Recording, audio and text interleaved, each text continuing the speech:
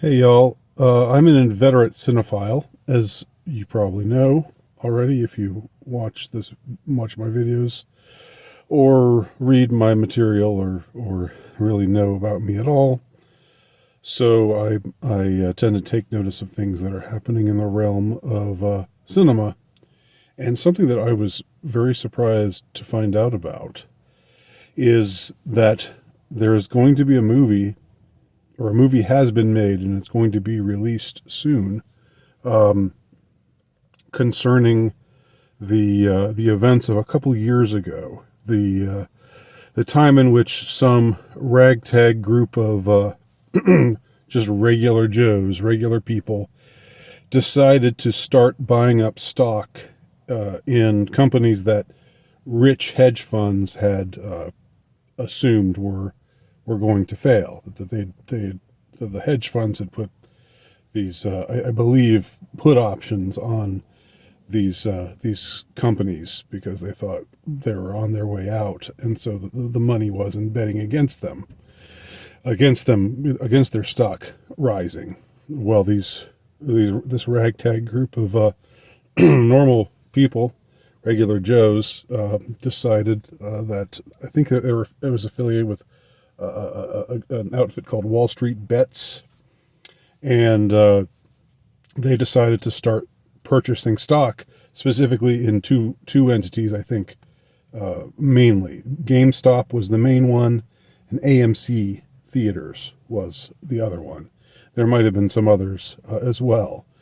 But they ended up purchasing all this stock, and these companies that were supposed to go down the tubes, their stock kept going up and up and up and up and up and up and up and up and up because people kept purchasing, they kept buying, and so it amounted to a kind of populist revolution against the bankster types, or that was how it was perceived anyway, against the hedge fund, the rich hedge fund representatives. And what surprises me about the fact that they're making this into a movie, the movie is called Dumb Money, and I'll link to a preview so you can check it out for yourself, see what you think about it. What surprises me about them making a movie about this is the fact that I recall at the time that most of the media, at least from what I can remember, most of the media who was covering this story were uncomfortable with the regular Joes. They were uncomfortable with the whole populist angle, as the media has shown itself to be hostile towards populism generally ever since 2015. Who came on the scene in 2015 representing populism?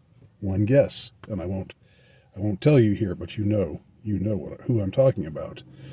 And so ever since that time, the media, the establishment generally, has been violently opposed to anything that reeks of populism. And this movement was largely seen as a populist movement. It was regular people, with rents to pay, who didn't have everything handed to them in life, who just decided to start this kind of revolution, and they succeeded for a time in driving up the stock for these companies that were supposed to fail. And so these hedge funds kept losing money and losing money and losing money, to the point where eventually the hedge funds and the power elite generally had to just put the kibosh on things, had to stop, had to get in the way of these regular people being able to purchase stock. So the main place that they went to on the internet, I can't recall where it was right now, but it got to the point where you could not, you clicked on GameStop or AMC, and you could not purchase stock anymore. They actually manipulated this account so that it was not possible to purchase stock anymore, because they had to stop this populist movement from happening. They just had to. So they were pulling out every stop. I don't know how that was legal. I'm sure that they hired rich lawyers who found some way to legalistically justify it. I mean, sophists can always justify anything. And what is the law except a bunch of sophists? That's not actually true. The law does mean something, but people who practice law tend to put themselves in the in the higher of those who pay the most money, and those who pay the most money, you know how it works: power, money, influence, etc. So here's what's surprising to me. It's interesting that a couple years later, when I recall very clearly that the media was casting aspersions on this entire Wallstreetbets thing, that they were saying, oh, this is like another manifestation of Trumpism. This is another manifestation of populism. This is like the alt-right. I remember them saying stuff like that. Those are the comparisons they were making to the people who were taking part in this. And so now they want to, now there's a major motion picture coming out, and now they want to spin it, in a way like this historically revisionist kind of way. If you can talk about it being, it was just a couple of years ago, but I guess technically that's history. It's still sort of current events, but in any case, they're in this movie, which, as you can see from the preview, definitely shows the rich hedge fund type people in a negative light, and definitely shows the scruffy underdogs in a positive light, which is what you would expect from a movie, right? Nobody goes to a movie to root for the overdog. Nobody goes to a movie to root for the cocky, arrogant rich guy. They go to a movie to root on the scruffy underdog, and that's what this movie is clearly doing, from judging from the preview. So it's interesting to me that the establishment is making this kind of play right now. It's like they want to co-opt this thing that a couple of years ago they all tried to distance themselves from and even condemn, or at least cast aspersions on. Now they want to co-opt it. Now they want to say, yeah, this was a good thing. Look at these people; they were heroes. And I don't know. I find it interesting that they're making this kind of play right now, because they didn't have to. That didn't have to happen. They could have just let it go. They could have not made a movie about it. There are lots of great stories that they never make movies about, because Hollywood's not interested. And look at child exploitation, child trafficking.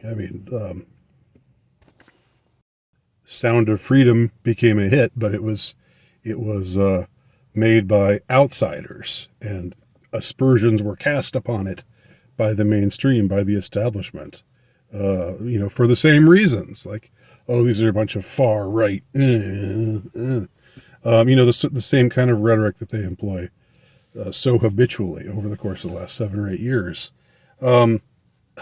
So lots of movies could have been made about child exploitation by much more high established moneyed people, but clearly it's not in their interests, hint, hint, to do so, because Hollywood is awash in this kind of filth, and every other kind of vice that exists.